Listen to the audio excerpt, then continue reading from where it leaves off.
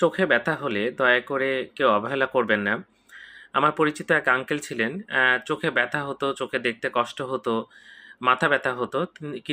কিন্তু তিনি গুরুত্ব দেননি এবং আমি যখন ডাক্তারের কাছে নিয়ে যাই, টেস্ট করে দেখা যায় তার আসলে গ্লুকোমা ছিল এবং সেখান থেকে চোখটা কিন্তু আস্তে, আস্তে একেবারে অলমোস্ট নষ্ট হয়ে গেল।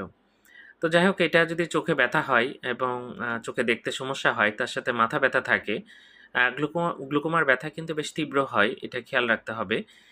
তো এটা চোখের ডাক্তার কিন্তু দেখানো উচিত। অনেকে প্যারাসিটামল খান বা বিভিন্ন ব্যথার ওষুধ খান, তাতে ব্যথাটা কমে যায় কিন্তু চোখের ভেতরে প্রেশারটা কিন্তু কমে না।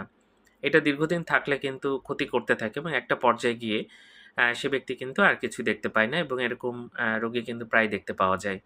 আমাদের দেশে অনেক ভালো চোখের বিশেষজ্ঞ ডাক্তার আছেন।